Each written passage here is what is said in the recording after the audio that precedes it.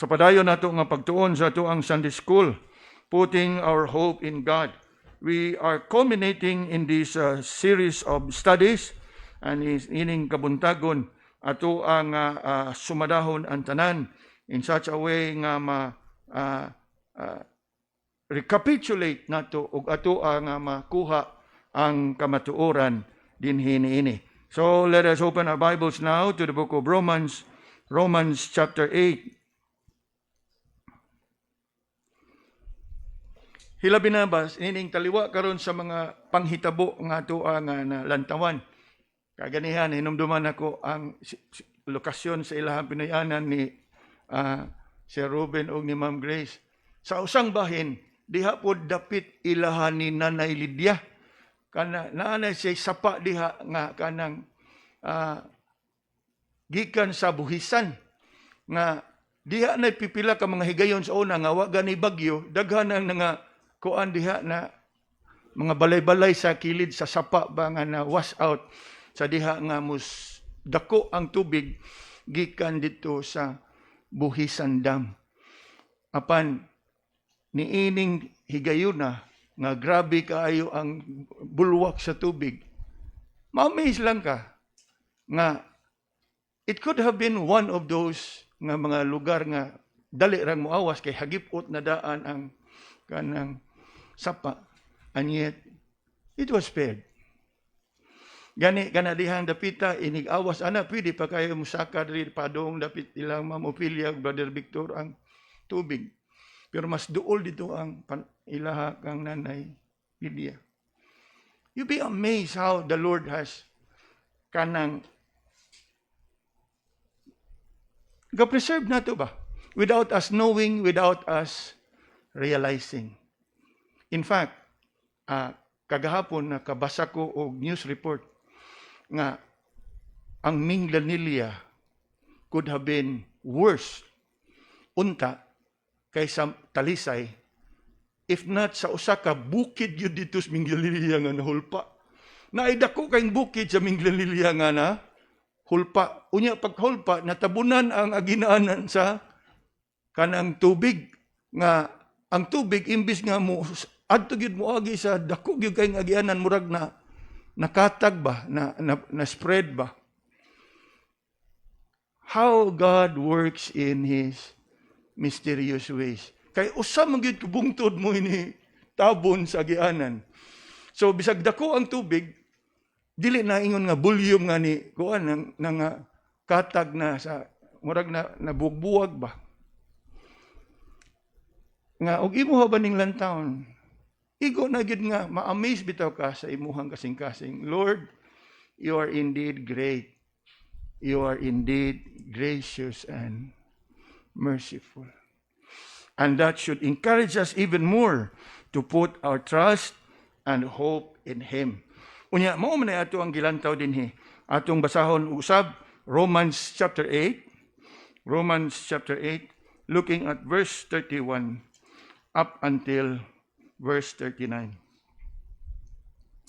Verse 31 up till 39, reading responsibly. What shall we then say to these things? If God be for us, who can be against us? He that spared not his own Son, but delivered him up for us all, how shall he not with him also freely give us all things?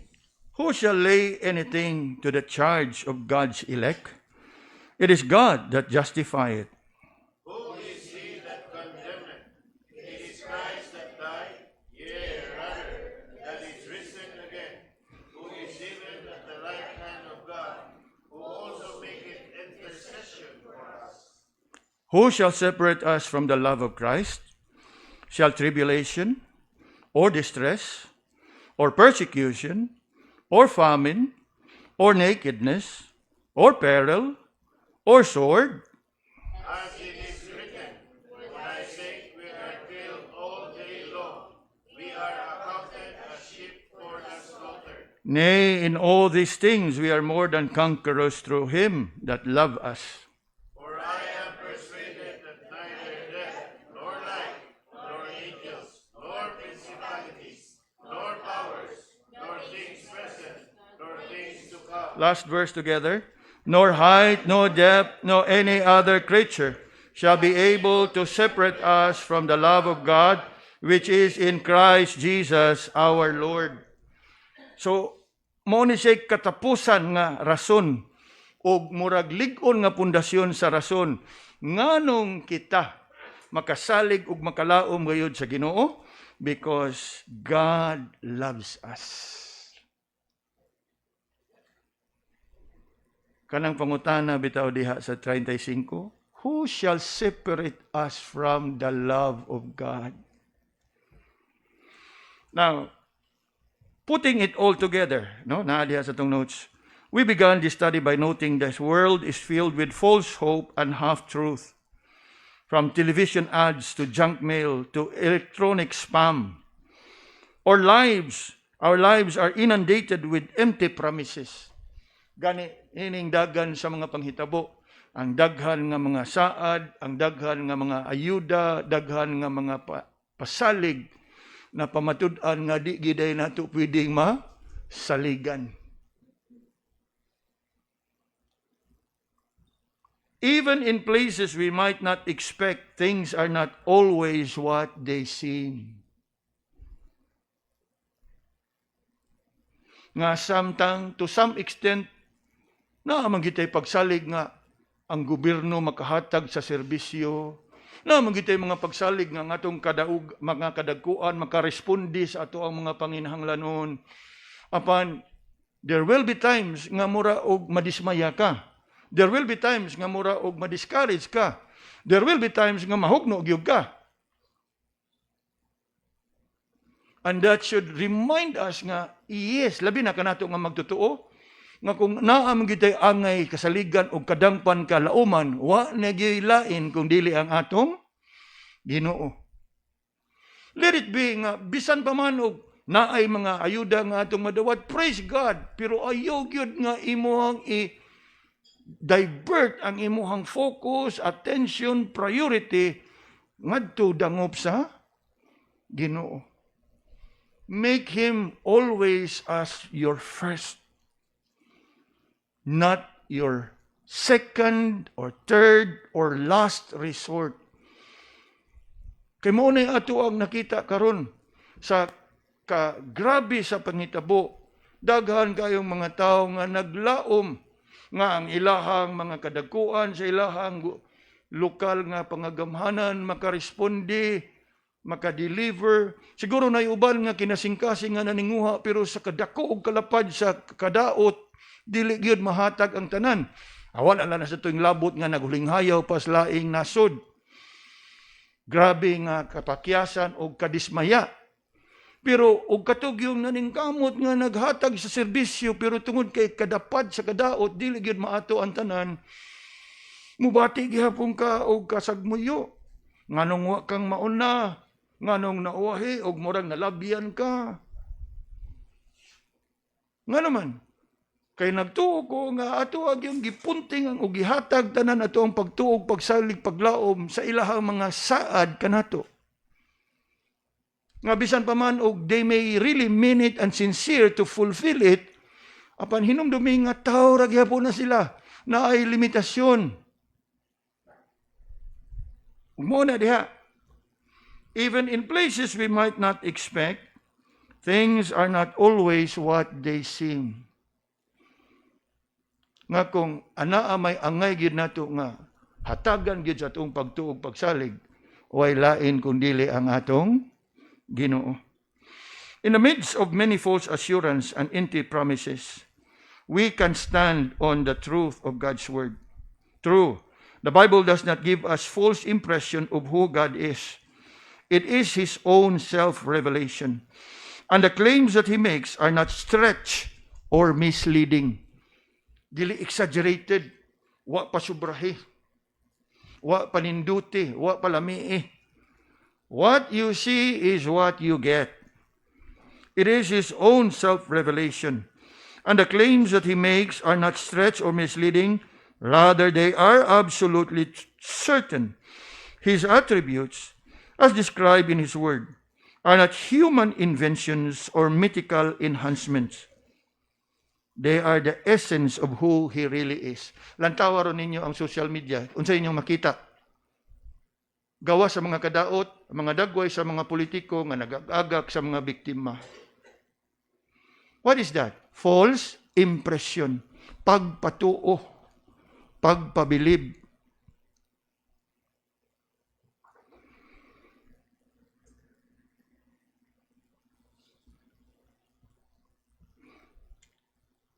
God revealed Himself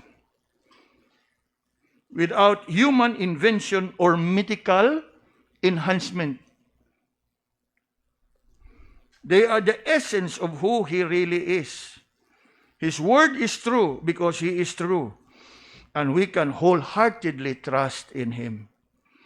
The hope God offers His children is much more than just wishful thinking. The promises He has made to us are certain.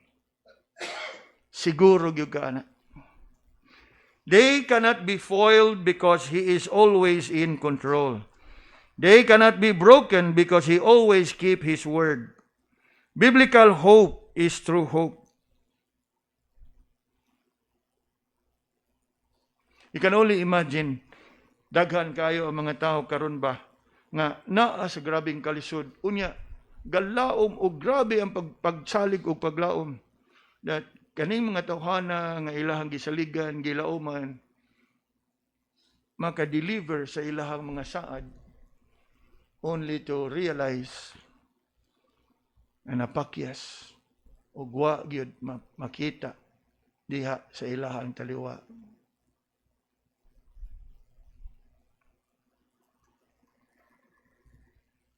Apan maghisgot kita sa Ginoo, ingon diha, He always keep His word. Biblical hope is true hope. It can be embraced with confidence because of the God who guarantees it. Ug unsa yang gisaad? I am the Lord. They shall not be ashamed that wait for me.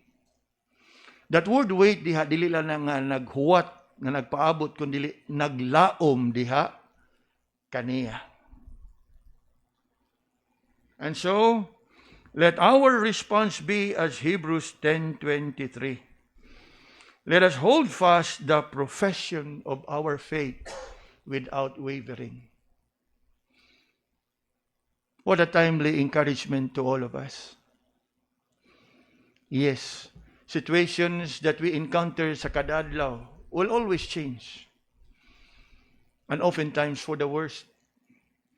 Apan taliwa ni ana nga mga panghitabo. Pagdasig ka nato is let us hold fast the profession of our faith without wavering. Ayaw papildi. Ayaw padaog.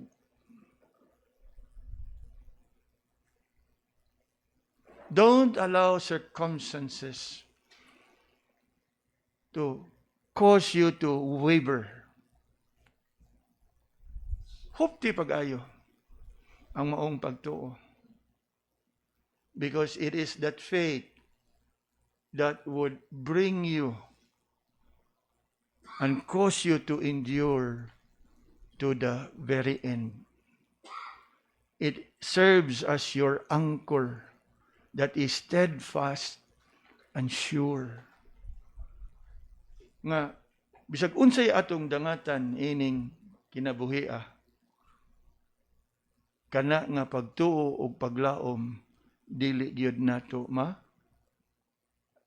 wala o dili gyud makapukan o dili gyud ta mapukan diha ni anak. And so, I pray nga taliwa ba sa atua nga giatubang o sa atua pang pag-aatubangon, magpabilin unta ta nga magmasaligon, magpabilin unta ta nga magmalaumon diha sa atong Ginoo. Let us pray. Lord, salamat nining kabuntagon. Na ikaw padayon nga nagdasig kanamo sa kamatuoran. Nagadala kanamo diha sa pagtulunan, Ginoo. Ngangay hataga namo sa among pagtagad, that we be established and be steadfast, O Lord, diha sa among pagtuo, pagsalig, paglaom diha kanimo. Salamat nining kabuntagon.